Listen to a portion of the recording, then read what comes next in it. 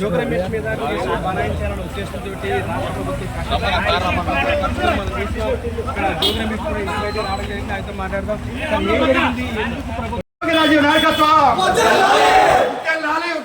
నాయకత్వం నశించాలి చంద్రబాబు దమన నీతి, నశించాలి చంద్రబాబు దమన నీతి. డౌన్ డౌన్ రెడ్ బుక్ రాజ్యాలు. చెప్పారా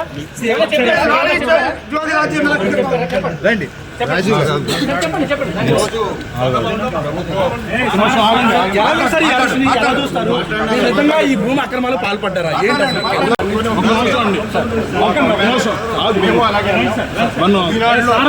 ఈనాడు పేపర్లో వాళ్ళు ప్రకటించి అమ్మారు, మేము కూడా ప్రకటించాము.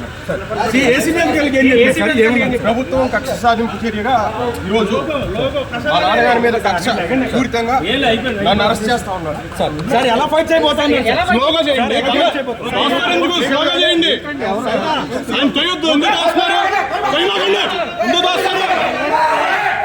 ప్రభుత్వం అధికారంలోకి వచ్చిన తర్వాత మొట్టమొదటిసారిగా మీడియా ముందుకు వచ్చారు.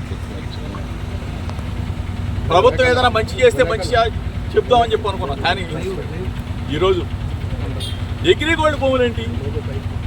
ఆల్రెడీ అటాచ్మెంట్లో ఉన్న భూముల్ని ఎవరన్నా కొంటారా? అటాచ్మెంట్లో ఉన్న భూములు అది కూడా 2300 గజాల భూమి. ఆ 2300 గజాల భూమిని ఈనాడు పేపర్లో పబ్లిష్ చేసిన తర్వాత మా బాబాయ్ గారు, నా కుమారుడు ఏ విధంగా అయితే మనం కొనుగోలు చేస్తామో అట్లానే కొనుగోలు చేసి రిజిస్ట్రేషన్ చేసుకున్న తర్వాత అది మళ్ళా వేరే వాళ్ళకి అమ్మటం జరిగింది. అంటే ఏ విధంగా అయితే మనం భూమి కొని అమ్ముతామో అట్లానే అది వాళ్ళు మా దగ్గర నుంచి కొనేటప్పుడు కూడా ఈనాడు పేపర్లోనే పబ్లిష్ చేయించుకొని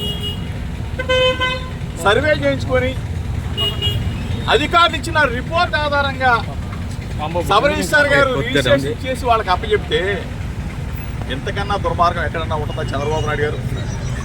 దయచేసి నేను మిమ్మల్ని అడుగుతా ఉన్నా, నా మీద కక్ష ఉంటే నా మీద తీర్చుకోండి. అంటే అభం శుభం తెలియని నా కుమారుడి మీద అమెరికాలో చదివి వచ్చాడు, ఎంఏ చేశాడు, డిలాయిట్లో జాబ్ చేస్తున్నా నా కుమారుడి మీద మీరు ఈ విధంగా కక్ష తీర్చుకునే కార్యక్రమం చేయటం న్యాయమేనా? మీకు ధర్మమేనా అని అడుగుతా ఉన్నా. దయచేసి ఆలోచన చేసుకుని అడుగుతా ఉన్నా. ప్రభుత్వాలు వస్తూ ఉంటాయి, పోతూ ఉంటాయి.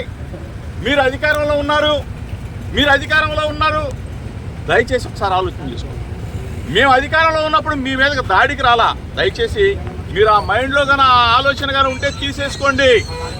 ఆనాటి ముఖ్యమంత్రి జగన్మోహన్ రెడ్డి గారి మీద అయ్యన్న పాత్రుడు గారు చేసిన విమర్శల్ని నానా బూతులు తిట్టిన తర్వాత మీ ఇంటికి వచ్చి ఒక పెద్ద మనిషికి నిరసన తెలియజేయడానికి వచ్చాను తప్ప మీకు చెప్తే ఈ వ్యవస్థని మారుస్తారేమో. 40 సంవత్సరాల చరిత్ర ఉన్న రాజకీయ అనుభవం ఉన్న చంద్రబాబు నాయుడు గారు ఒక మంచి చేస్తారేమో, ఒక మంచి ఉద్దేశంతో రాజకీయాలను తీసుకొస్తారేమో అని చెప్పేసి మేము ఆలోచన చేశాం. కానీ దయచేసి ఇటువంటి దుర్మార్గాలకి ఒడి కట్టవద్దు చంద్రబాబు నాయుడు గారు.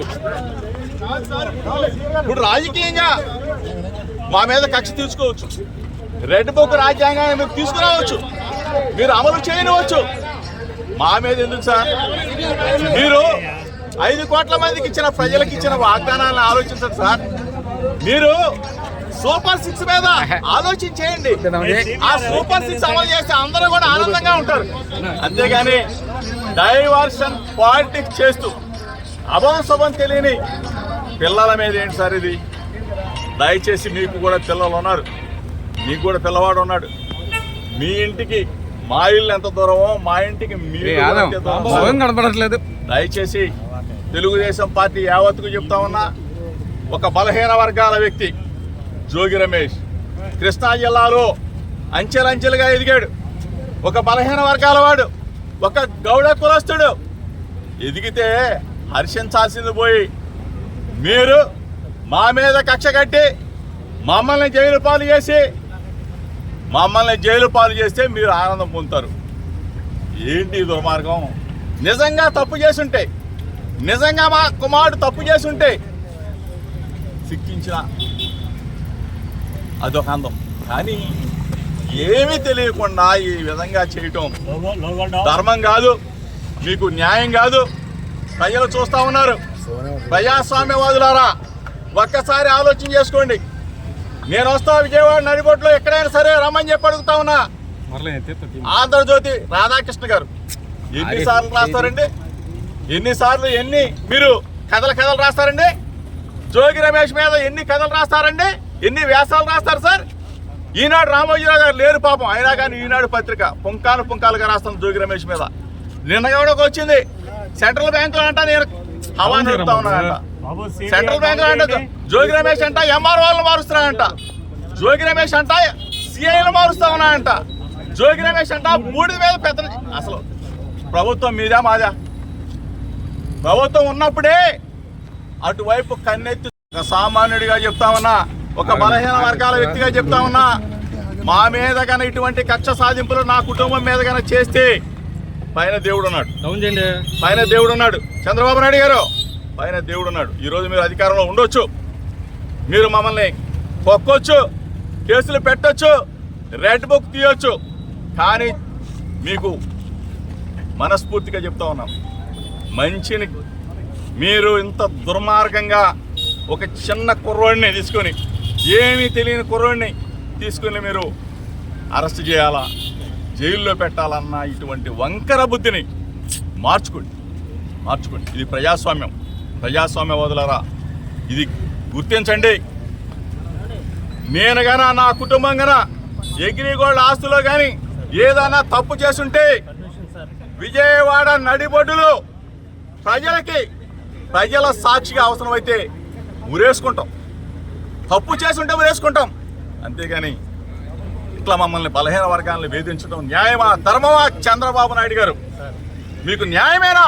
చంద్రబాబు నాయుడు గారు, దయచేసి మరొకసారి మీరు ఆలోచించుకొని మీడియా మిత్రుల ద్వారా ప్రజలందరికీ కూడా 50 మంది ప్రజలందరికీ కూడా ఇది జోగి రమేష్ మీద కుమారుడి మీద జరిగిన దాడి కాదు.